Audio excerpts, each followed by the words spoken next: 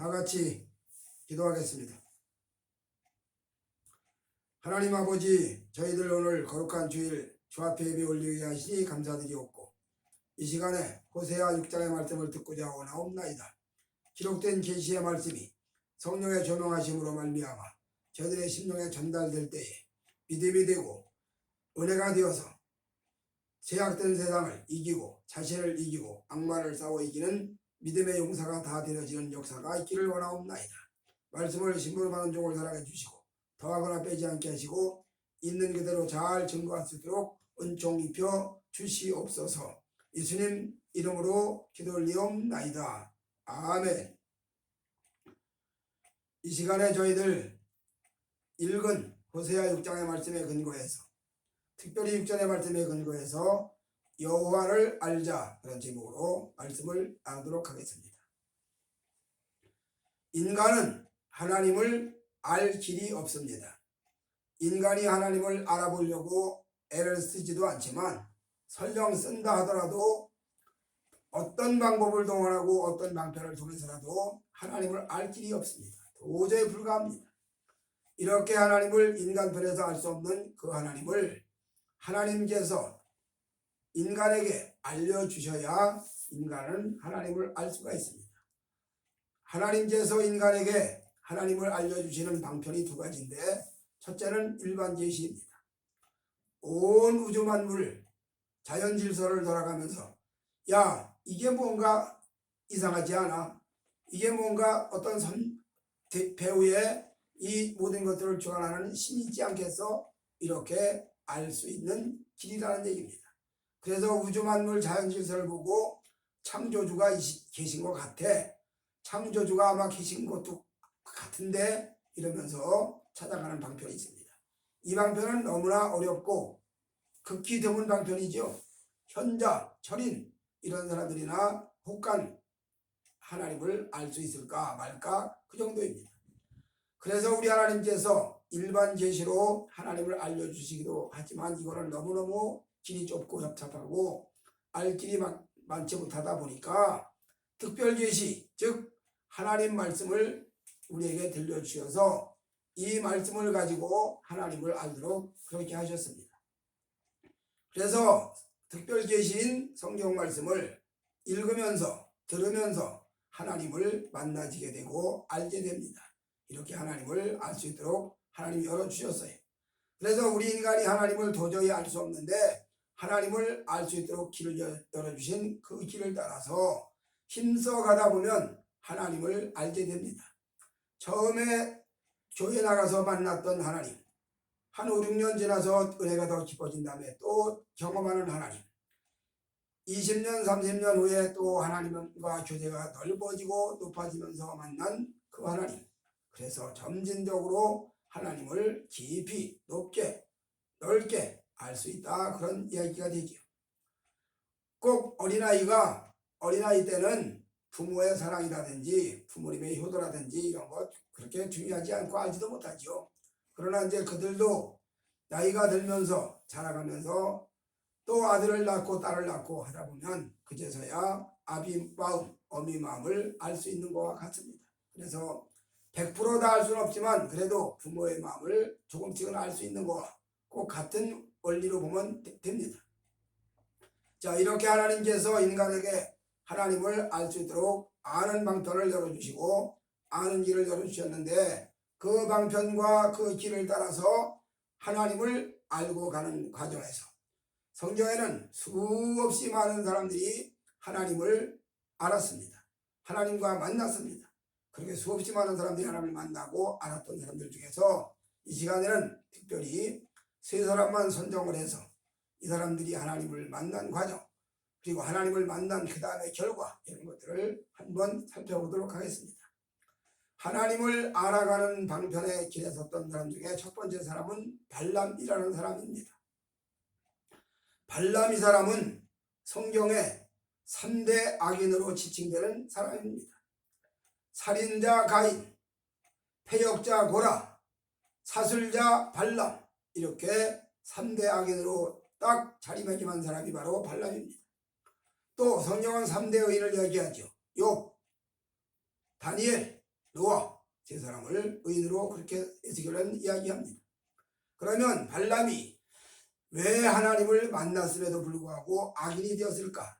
왜 하나님의 은혜를 받았음에도 불구하고 그가 악인이 되었을까? 그걸 한번 우리가 좀 생각해 보도록 하겠습니다.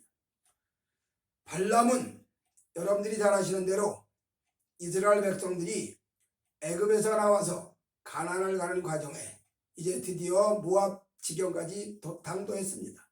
모압 땅을 통과해 가야 됩니다.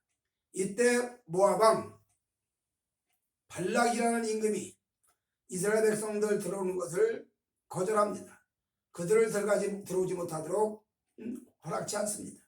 그리고 그들을 어떻게 해야 들어오지 못하게 하겠나 연구하고 계산해낸 것이 바로 발람이라는 선지자였습니다.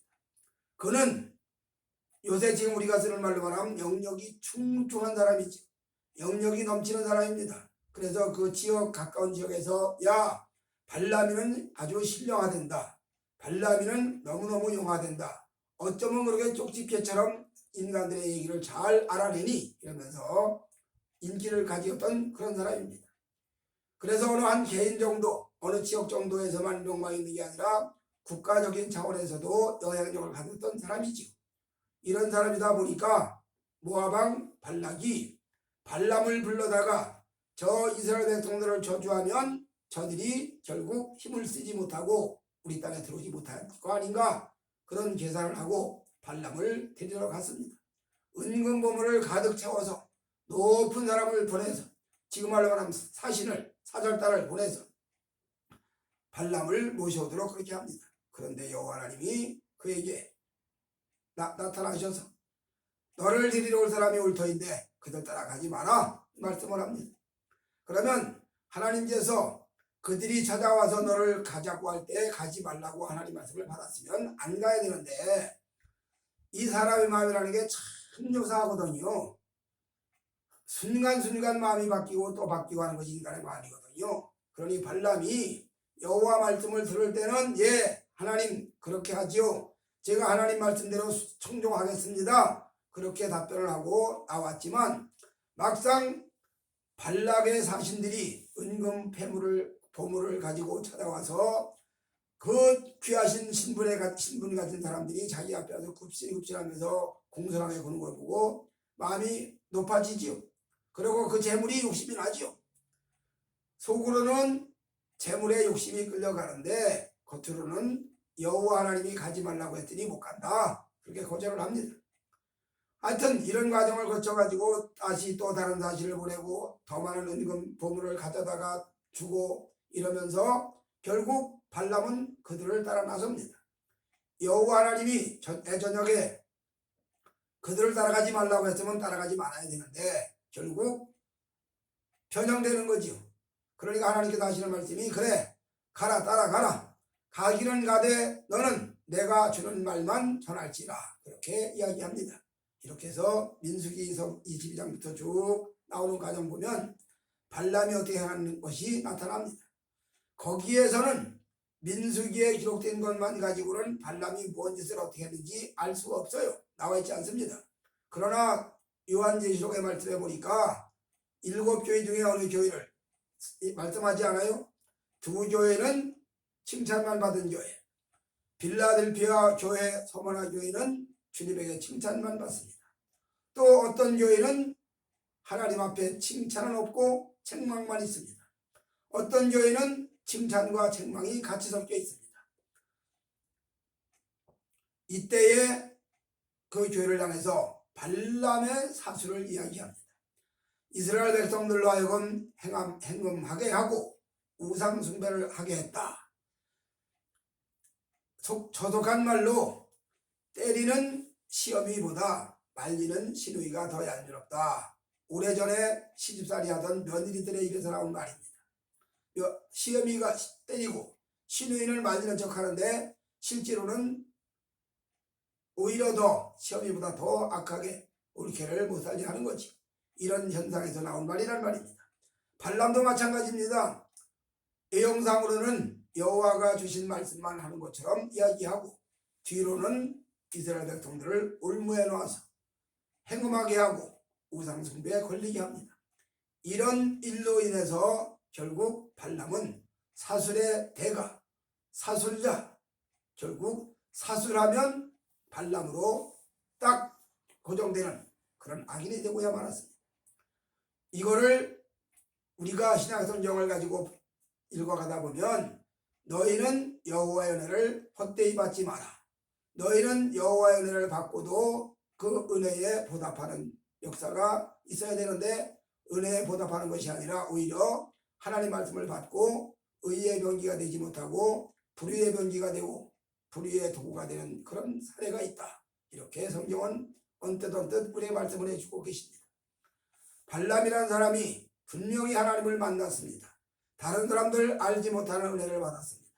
그가 얼마나 신령한 사람이냐 하면 눈을 감으면 하나님의 이상이 열린다고 그랬어요. 그가 무릎 꿇어 기도하면 하늘의 응답이 내려온다고 그랬습니다. 이렇게 기도하면 여호와 하나님으로부터 응답을 받고 기도하면 눈을 감으면 여호와 이상이 전제되는 이런 신령한 사람임에도 불구하고 즉 은혜를 깊이 받았음에도 불구하고 발람은 결과적으로 의의 열매를 이루지 못하고 하나님을 제대로 알지 못하고 알진 않았는데 결국 파멸의 길로 사수의 길로 잘못된 길로 갔다 그런 얘기입니다. 그 다음에 두 번째로 하나님을 만난 사람, 하나님을 알게 된 사람 중에 요나라는 사람이 있습니다. 여러분도 요나 이야기 너무너무 잘 아시죠? 교회 나가면서부터 수없이 들은 얘기가 요나는 불순종을 했다. 불순종의 대명사 그러면 요나죠. 이런 요나가 하나님과 만납니다. 하나님의 말씀을 받았습니다. 신탁 말씀을 받았어요. 이 말씀을 가지고 예언사역을 합니다.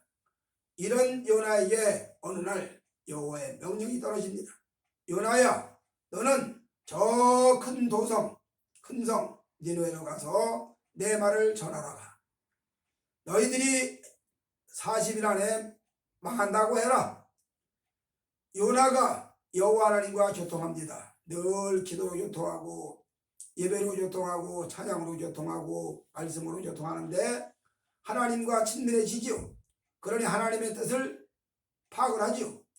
하나님은 이러이러한 속성을 가지고 계신다. 여호와 하나님은 이러이러한 요소가 있으시다. 이걸 알단 말이죠.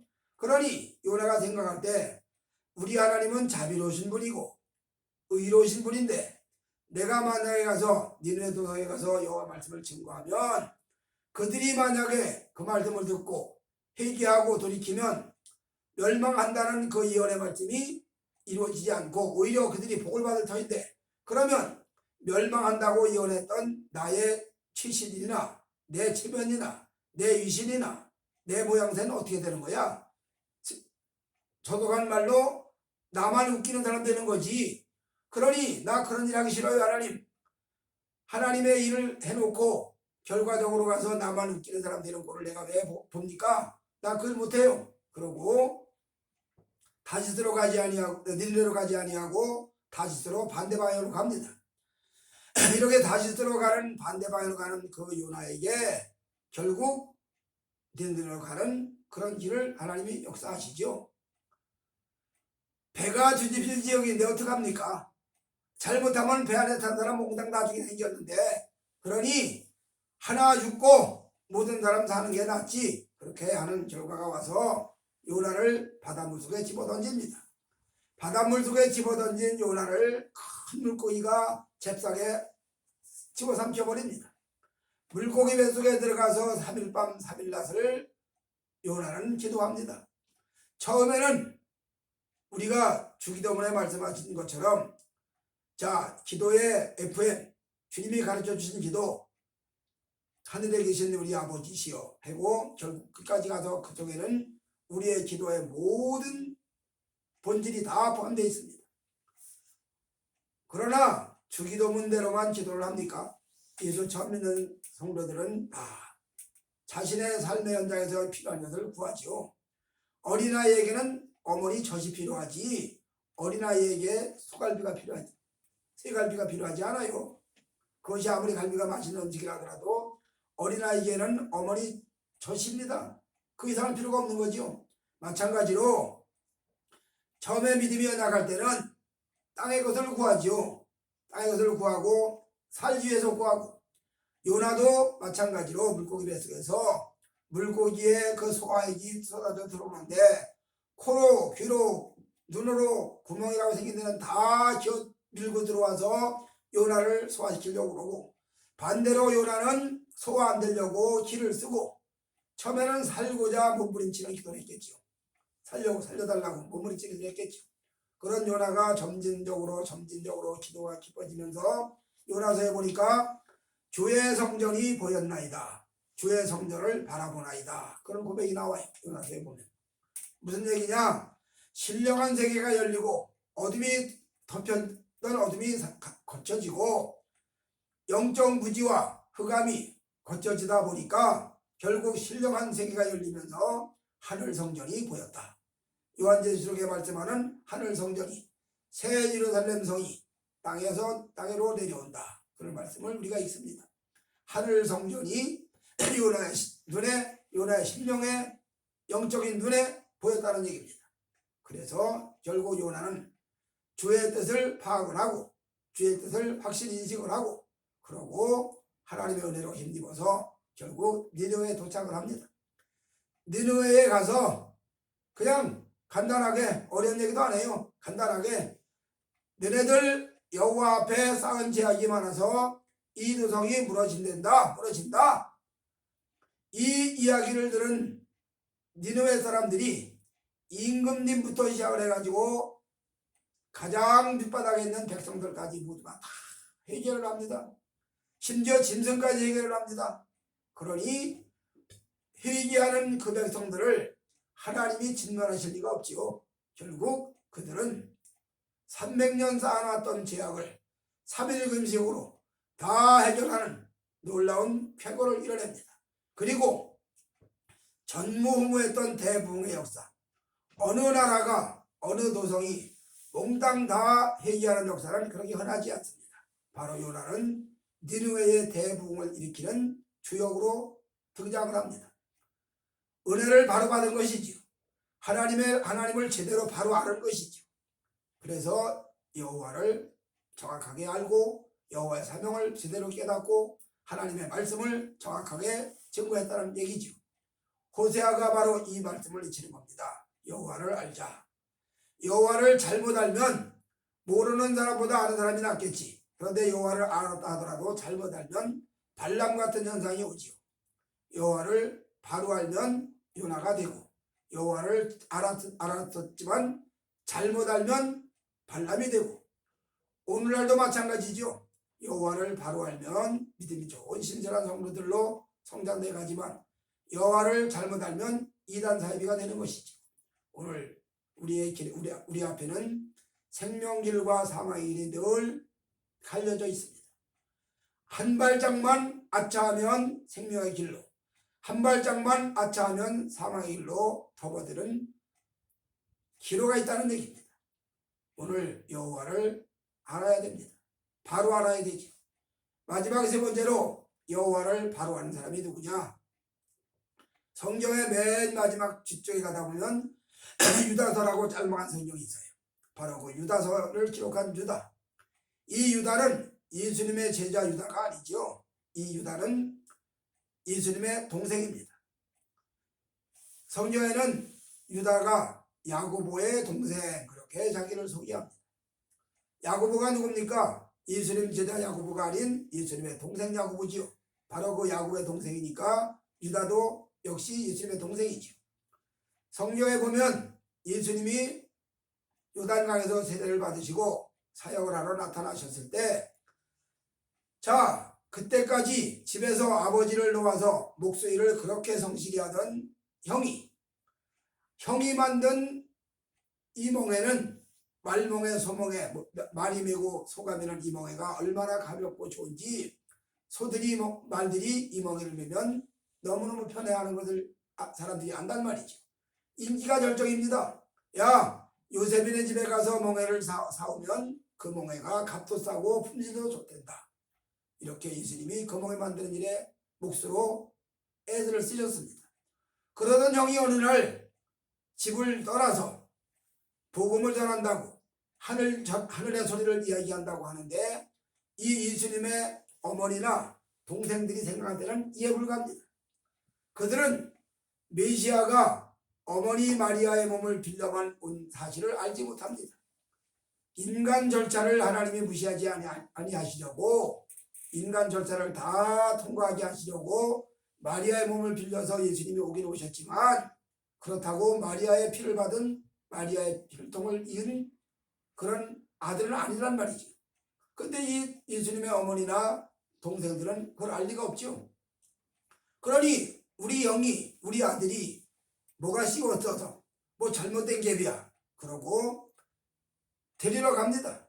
그때 주님이 옆에 사람들이 얘기를 하죠. 주님에게 당신의 모친과 동생들이 당신을 만나려고 밖에 섰나이다.